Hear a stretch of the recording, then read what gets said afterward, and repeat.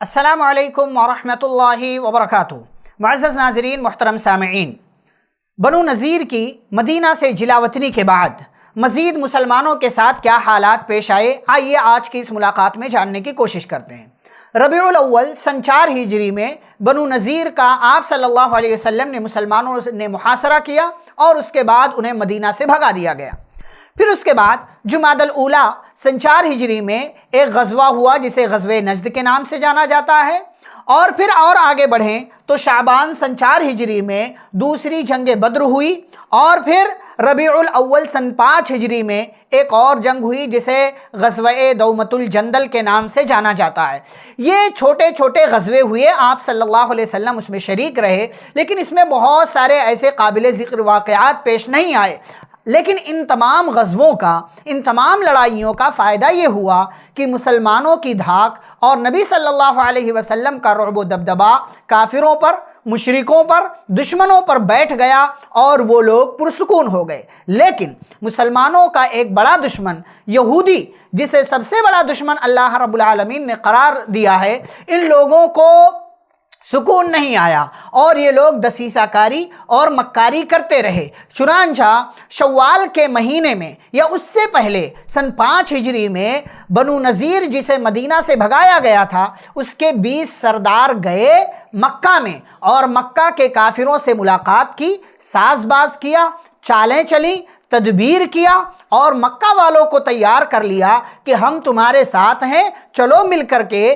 مسلمانوں کا، مدینہ والوں کا مکمل صفایا کر دیتے ہیں۔ یہ 20 سردار ان لوگوں نے مکہ والوں سے ملاقات کی، چنانچہ مکہ والوں نے حامی بھر لی، تیار ہو گئے اور مسلمانوں سے مقابلہ کرنے کی تیاریاں کرنا شروع کر دیا۔ 4000 کا لشکر مکہ کے کافروں کی جانب سے تیار ہوا۔ ادھر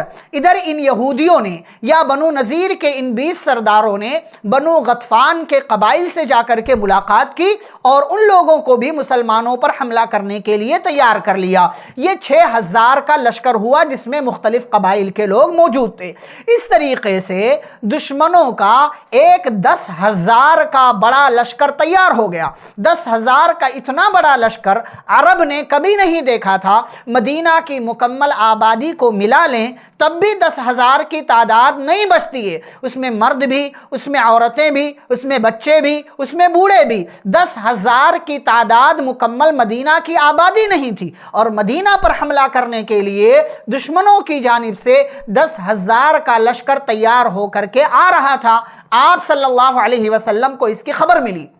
اور آپ جانتے ہیں اس تمام مرحلے کو یا اس غزوے کو جو ہونے والا ہے، اسے غزوہ احزاب کہتے ہیں۔ غزوہ احزاب اس لیے کہتے ہیں کیونکہ احزاب کا مطلب ہوتا ہے جماعتیں، گروپس، ٹولیاں، فوجیں، مختلف قبائل کے لوگ، مختلف علاقے کے لوگ دشمنوں کے جانب سے آئے تھے، اس لیے اسے غزوہ احزاب کہا جاتا ہے۔ اس غزوے کا ایک دوسرا نام ہے غزوہ خندق۔ خندق اس کا نام کیوں پڑا؟ جب آپ صلی اللہ علیہ وسلم کو دشمنوں کی جانب سے تیاری کی اطلاع ملی کہ یہ لوگ مدینہ پر حملہ کرنا چاہتے ہیں، چنانچہ آپ صلی اللہ علیہ وسلم نے مشورہ کرنے کے لیے مجلس شورا منعقد کیا۔ آپ صلی اللہ علیہ وسلم نے صحابہ کرام سے مشورہ کیا، اور اخیر میں اس مشورے پر تمام صحابہ کا، مسلمانوں کا اتفاق ہو گیا۔ جو مشورہ حضرت سلمان فارسی رضی اللہ تعالیٰ عنہ نے پیش کیا تھا کہ اللہ کے رسول صلی اللہ علیہ وسلم، دشمنوں سے بچنے کے لیے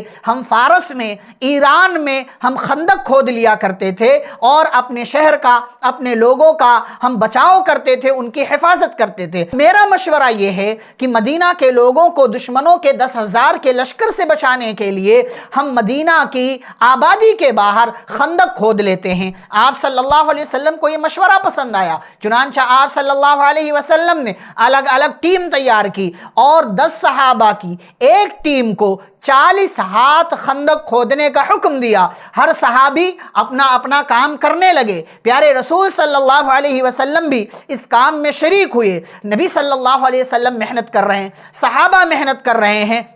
مشقت کے ساتھ یہ پورا کام چل رہا ہے۔ زمین کو توڑنا، وہ بھی پتھریلی زمین کو توڑنا آسان کام نہیں ہوتا، مشقت کے ساتھ، مشکل کے ساتھ یہ سارا کام چل رہا ہے۔ کھانے پینے کے لالے پڑے ہوئے ہیں۔ صحابہ کرام نے پیارے نبی صلی اللہ علیہ وسلم سے بھوک کی شکایت کی، اللہ کے نبی پیٹ میں کھانا نہیں ہے، پیٹ میں اناج نہیں ہے، طاقت نہیں لگ رہی ہے، اے اللہ کے نبی کھانے کا انتظام ہو جائے۔ صحابہ نے اپنے پیٹ پر ایک ایک پتھر باندھ رکھا ہے بھوک کی وجہ سے۔ آپ صلی اللہ علیہ وسلم نے اپنی قمیص اپنے جسم سے الگ کی، صحابہ کو دکھایا، صحابہ نے دیکھا، حیران ہو گئے، صحابہ کے پیٹ پر ایک ایک پتھر بندھا ہوا ہے اور نبی کے شکم مبارک پر، نبی کے پیٹ پر دو دو پتھر بندھے ہوئے ہیں۔ ان تمام مشکل حالات میں صحابہ کرام نے، نبی صلی اللہ علیہ وسلم نے محنت کیا، کرتے رہے۔ نبی دعا کرتے تھے، اللہم لا عیش الا عیش الآخرہ، اے اللہ زندگی تو صرف آخرت کی زندگی ہے،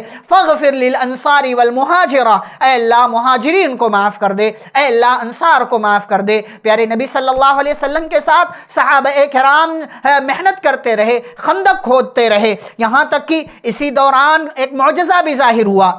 بلکہ کئی ایک نبوت کی نشانیاں دیکھنے کو ملی۔ ایک معجزہ یہ ہوا، جابر بن عبداللہ رضی اللہ تعالیٰ عنہ نے جب دیکھا صحابہ کرام بھوک سے ہیں، تو نبی صلی اللہ علیہ وسلم بھوک سے ہیں، انہوں نے ایک بکری کا بچہ لیا، اسے ذبح کیا، ان کی بیوی نے 1 سا یعنی 2.5 کلو جو کا آٹا تیار کیا، اس کو پیسا، اس کو گوندھا اور اس سے روٹی بنانے کے لیے وہ تیار ہو گئیں۔ چنانچہ آپ صلی اللہ علیہ وسلم کو بلایا گیا کہ آپ آئیں، کھانا تناول کر لیں، آپ آئیں اور اپنی بھوک کو مٹا لیں۔ نبی صلی اللہ علیہ وسلم اکیلے نہیں آئے، خندق کھودنے والے تمام صحابہ کی ٹیم کو آپ نے بلا لیا، اور آپ تعجب کریں 1000 کی تعداد تھی خندق کھودنے والوں کی، تمام لوگ آئے، معجزہ ہوا۔ نبی صلی اللہ علیہ وسلم کے ہاتھ سے اللہ تبارک و تعالی نے یہ معجزہ دکھایا۔ معجزہ یہ ہوا کہ جو بکری کا بچہ ذبح کیا گیا تھا، اس کا جو گوشت تھا، سالن تھا، نبی تمام صحابہ کو دیتے جا رہے ہیں، روٹی تمام صحابہ کو دیا جا رہا ہے،